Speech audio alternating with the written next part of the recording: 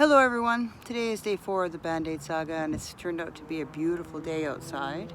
Yet for some reason I have a heavy heart today and I'm not really feeling good about this whole situation, and I'm working through some of the feelings that I have because frankly I'm very frustrated with myself that I'm here again. And these days here, day like 4, 5, 6, and 7, are the most difficult days to get through, and the reason is because of the desire to continue with the picking. For when the skin grows back the way it does right now, it just drives me crazy because I just want to fix it. I want to make it smoother. And isn't that funny, because in that mindset of wanting to make it smoother, I'm actually doing the exact opposite. I'm setting myself up for failure instead of success, yet somehow I have myself convinced that if I fix this and I just keep picking at it and doing what I've been doing for the last 30 years, that it will somehow get better, but it never has. And yet here I am again. It feels like I'm in the penalty box or something, I don't know, but I'm just here again. And I'm really tired of being in this spot where I'm on the road to recovery. Somehow I feel like it's like I'm in jail on Monopoly, where you do not pass go and you do not collect $200. And I'm just stuck in jail again, and here I am. Again, in the same spot, a sense of deja vu, in the same place. And I waffle back and forth between whether or not this is the last time I'm here and whether or not I can actually honestly say that this won't happen again. But what I can tell you in regards to the feeling of the frustration that I was feeling before is that I really don't want to be here again.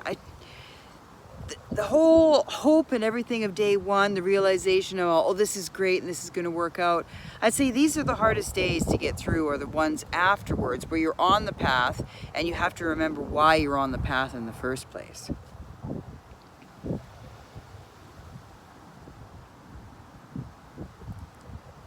And the reason for that, for me, I had to sit there and think about what that is, and the why, is that I can't continuously to focus on what I don't want.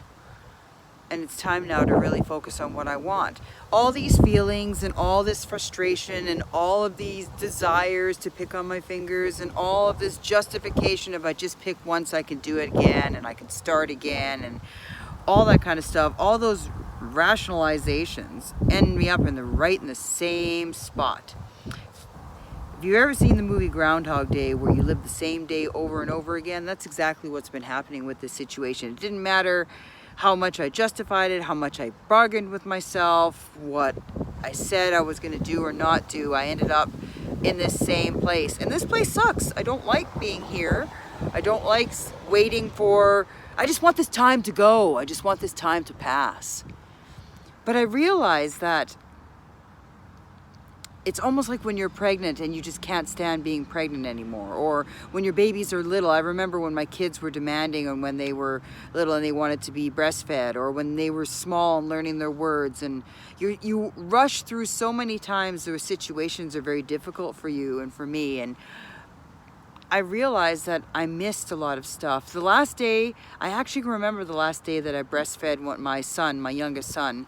And I know he's going to be like, Mom, really? You got to talk about this? But I remember the moment, the day after it happened, where I didn't relish in the feeling of the last time.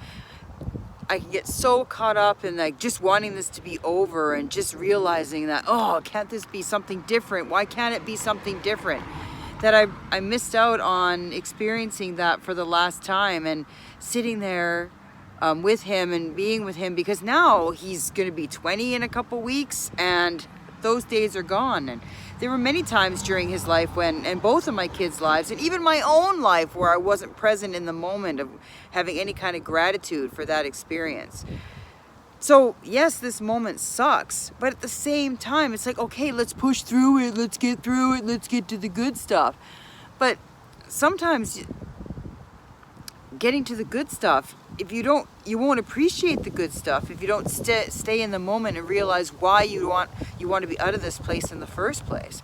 Because I've rushed through this place many times, looking at the future, looking at what I want and where I want to be. But you know what? I never got there for an extended period of time. I'd get there for what, maybe 1 or 2 days, and then turn around and go back.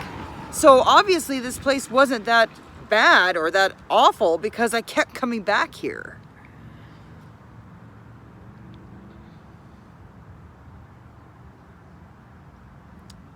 I'm tired of the hamster wheel. I really am. My reality, why, if I could choose whatever I want, why would I continue in this pattern that doesn't feel good? It doesn't feel good to be denying myself something which I thought I felt pleasure in, when in actuality I've been fooling myself and telling myself something that it doesn't give me pleasure, because in the long run, like I shared the other day, that this doesn't feel good at all. It doesn't feel good at all.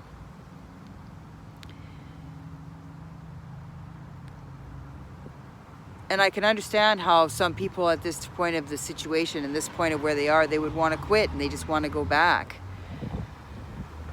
But how can you go back when you know that you've decided to go back? And what, you feel better that, okay, that I go back and I keep on picking and I keep on having the shame, and I've decided that this is what I want to do, and I just want to have that negativity in my life and recreate this pattern and constantly have negative things happen to me because I keep this shame vibration continuously. Like, how am I supposed to have a life where I want things and I want to have things that make me happier on the inside and that feel good if I continuously make the choice to hang on to the negative vibrations? I don't need to feel ugly. I want to feel beautiful. I want to feel happy, and this doesn't help.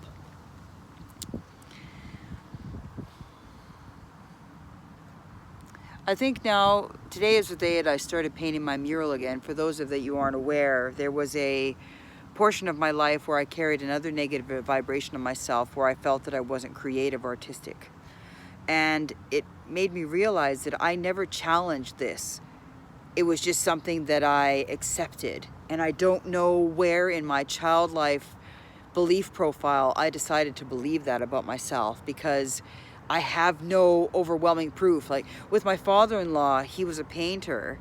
Not father-in-law, ex-father-in-law, sorry. With my ex-father-in-law, he was a painter, and back in the day there was a magazine subscription where you could actually send your artwork in to be evaluated to see if you had any talent. And so what he did is he sent out one of his paintings to a teacher there, and the teacher told him that he had no talent. And instead of looking at the fact that that was his own belief system just talking back to himself, he was the one that believed he had no talent. So it made total sense if the teacher also just mirrored and mimicked and parroted right back to what he believed. And instead of realizing that he set himself up for failure by thinking the way he did about himself, he took it as a confirmation instead of a manifestation. And that's one of the things that I've really been working with in regards to what's happening in my life and my present life. How many things am I taking as confirmations instead of my own personal manifestations? Because if I think like crap right now and I'm continuously beating the drum and the vibration of this feeling that I have right now, dollars to know, and it's 100% guaranteed that something crappy is going to come up that has me feel like this, because it's almost like I'm putting in an order to have this feeling come back to me. So if I feel like I'm a piece of crap, then what I'm going to do is continuously have it mimicked back in my life. But I'm the one that started it in the first place by believing that about myself. Because there are a lot of situations in my life where I could have believed the worst about myself, and I did. I believed I wasn't artistic. I believed that I wasn't flexible. I believed that I was never smart enough. I believed all those things about myself, but there was no proof of those things other than the fact that somehow, some way, I saw some evidence. But what really was that evidence? Was it really hardcore evidence, or was it just an echo? And that's what really got me. What happens if I change my belief about myself? Will the echo change too? And with this mural that I've been doing on, that's exactly what happened. Is that I decided that, you know what, for whatever, at least over, okay, I'm 51, so how many years have I believed that I'm not artistic? I can't even tell you, probably 40, 45, easy. 45 years I believed that I wasn't artistic. And I didn't really try anything. I dabbled a little bit and I could show some creativity, but I just dabbled a bit and didn't even really put myself out there. So I decided with this mural that I was going to put myself out there because I believe that, you know what, I could be artistic, I could be creative, I could be whatever I was supposed to be without thinking that I wasn't. So I decided to challenge it, and the response that I have is absolutely amazing because I opened myself up to believe something different about myself, and the response has been very positive and overwhelming, actually. So in regards to my picking,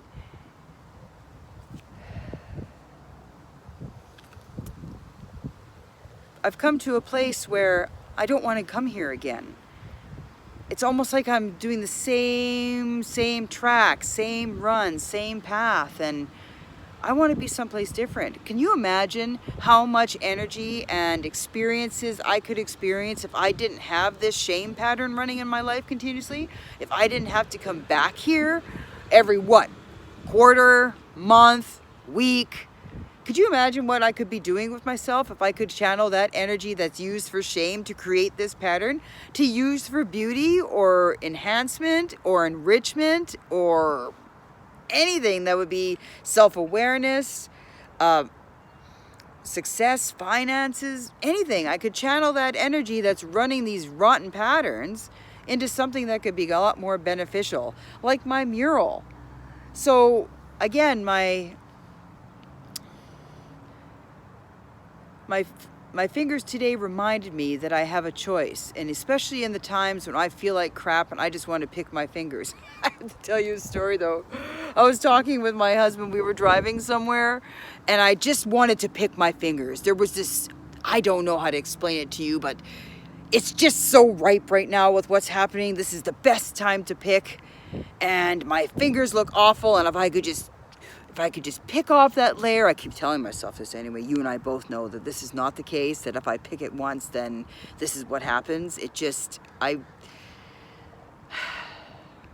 This is not the reality that I want to create.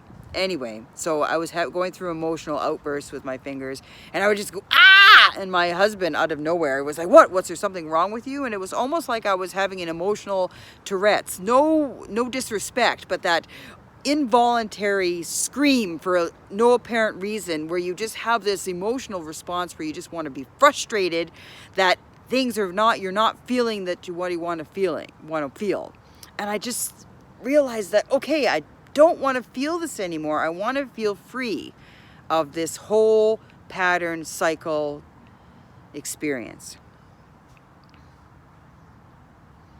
And that's what I'm doing, is that whenever something comes up and it just feels like I just want to pick, I just remember that I'm in the same pattern. And it's up to me whether or not I believe that I can be in a different place, that can this be the last time? And relish in the fact that this could be the last time that I feel these things, and to remember what this is like, because there's going to be other people that have these experiences where they're right in the middle of whatever they're fighting with. And can you believe that this is the last time? And I believe this could be the last time.